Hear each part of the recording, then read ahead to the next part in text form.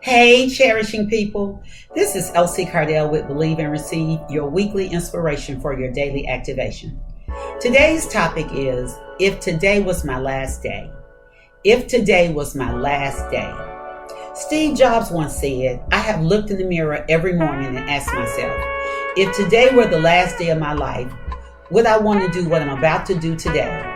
And whenever the answer has been no for too many days in a row, I know I need to change something before it's too late.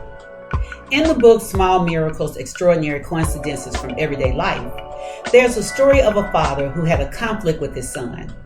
At 19, the son Joey questioned his father's and the family's traditional Jewish beliefs. The father saw this as a disgrace and threatened to end their relationship unless his son accepted his roots and stopped his questioning. Joey refused and left home to explore the world. He and his father never spoke again. Years later, a friend saw Joey in another country and shared the news that his father had died. Joey was stunned and heartbroken. Joey returned home to study his family's religion and became so enamored he made plans for a personal pilgrimage to Israel. He went to the Wailing Wall in Jerusalem, the only portion left of an ancient temple that remained following the temple's destruction nearly 2,000 years ago, where Orthodox Jews go to worship each day to pray. Joey had written a note to his father declaring his love and asking for forgiveness for the pain he had caused his family.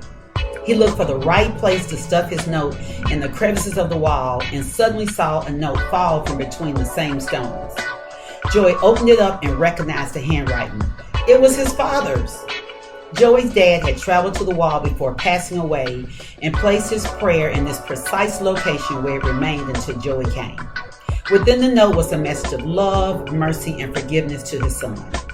How extraordinary a miracle is that? However, I have no doubt that upon the father's last day on earth, he and his son would have much rather shared that loving moment alive in person. So the ELSIE-ISM for the week is, time goes where your priority flows. If I pass away today is a good guideline for how we live our days with meaning and priority. Are we spending our time with our family, spouse, and kids? Or are we going to the club, sipping gin, having a little juice? We're quick to say we love God, but are we reading His Word and tithing in His house? Or doing way more Sunday morning Netflix, chilling on the sofa, not studying? Whoever and wherever you spend your time is with who and what you really love.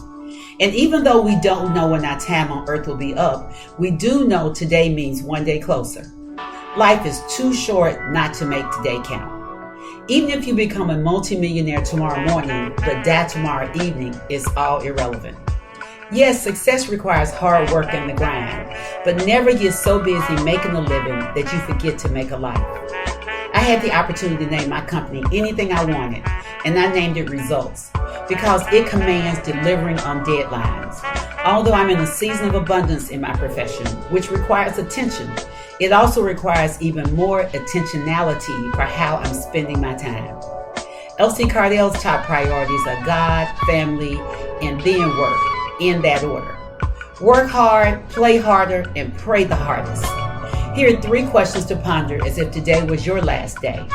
1, who would I regret not seeing?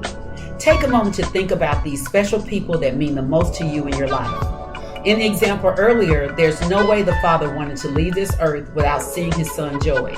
So every day you're alive, you should make time to create everlasting moments of love, forgiveness, and happiness. And 2, what would I regret not doing? Life is meant to be lived doing all the stuff you love most. Your daily calendar should excite you. Every day should make you feel like a kid on Christmas Eve. And 3, in the case I do live today, tomorrow, and years to come, who do I need to become so that I don't have any regrets on my last days? Michelle Obama shared in her memoir, becoming is embracing the constant evolution into your highest self. Who's the most extraordinary person you want to become to your family, friendships, relationships, career, community, dreams, and God? Whoever you desire to become, like Nike said, just do it. And remember, get busy living your purpose because your power is in the now, and now is always today. This is Elsie Cardell with Believe and Receive, your weekly inspiration for your daily activation. For more of my inspiration, including this segment, go to my YouTube channel, Elsie Cardell Empowerment, and listen every Sunday at 11:55 a.m.